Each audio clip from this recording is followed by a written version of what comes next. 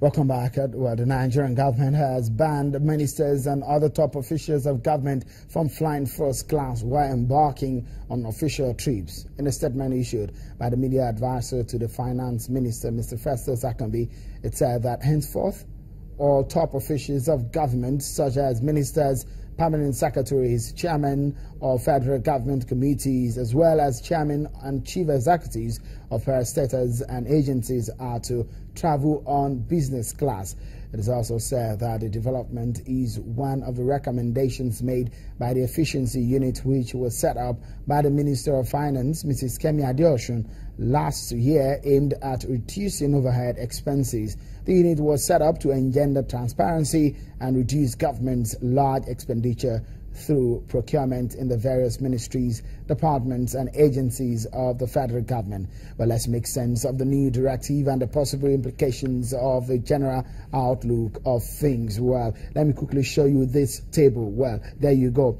When you talk about first class, business class and economy class, well, those are basic class of travel on air. But look at it. London, Europe, the first class is about 2 million naira.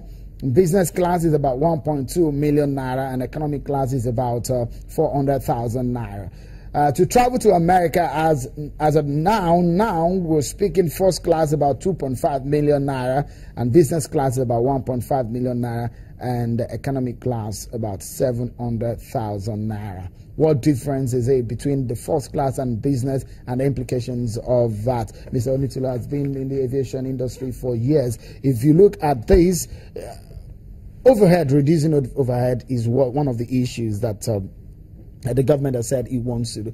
Does this make any significant impact, or will it make any significant impact in the reduction of overhead? One of the questions we need to ask is, how are we going to really make this work in practical terms? It's, if you're having a policy on public spending in terms of travel, of personnel travel in public service, how exactly, what measures or systems have you put in place to have this done? As you rightly said earlier, if you want to fly from Abuja, for example, to London on first class, you'll be spending close to about 2 million naira. And if you are flying on the first class, you're spending close to about 1.5 million. In the present, with the present prevailing circumstance, where we have the value of the dollar in the parallel market and the monetary policies that is impeding most of the foreign airlines for moving their funds out of the country, has led to high increase in fares. So in 2014, the record we have showed that close to about 70 billion was spent on travel in just a year. And now the goal of the efficiency unit set up by the Ministry of Finance is to at least shelve up about close to about 20% of that. We're looking at about close to 13 billion. And it's been said that several deals have been signed with several international airlines, from discounts between 5 to 15%, 50% has been signed. But nonetheless, we need to really know, are you setting up a form of CRM system that really checkmates the abuse of foreign travel that we know by public office holders? So how are we going to ensure that there is a system? Is there a system? For example, most multinational companies in Nigeria, they have systems that they set up. If you want to travel, for example, you push it to your own personal profile. It's not through paperwork. Because what we know in this industry is, for some of our colleagues that have worked in the industry with the public sector, we have always had issue of improper tracking of travels.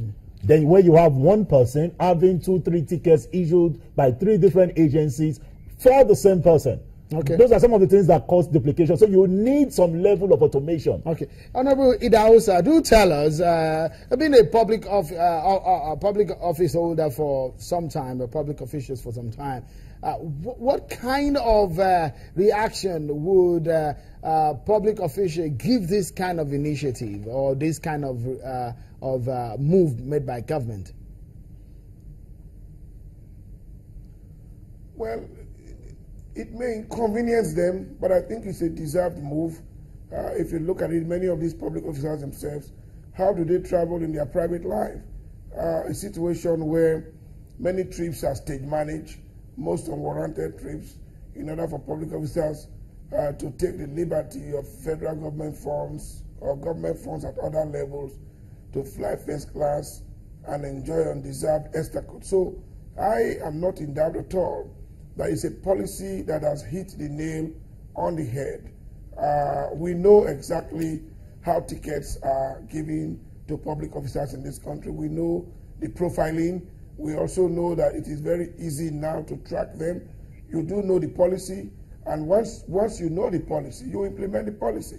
You cannot, for example, now say, because you are a minister, you will fly first class, saying that government only provided business class coverage and you provided the difference. To me, Mr. Adausa, that would be an abuse of the policy. One would think that instead of saying do not fly first class, a lot of people are suggesting that if government is really serious about cutting costs, they should be looking in the way of economy class to show that there is a drastic intention of cutting costs. Well, you know that there are some conventional practices worldwide. There are certain categories of public officers that are allowed even in the more stable and civilized countries. So I would imagine that there are many of the officers not named in the category that have been released. For example, it's only the ministers, permanent secretaries, parastatal chiefs, and a few that have been named.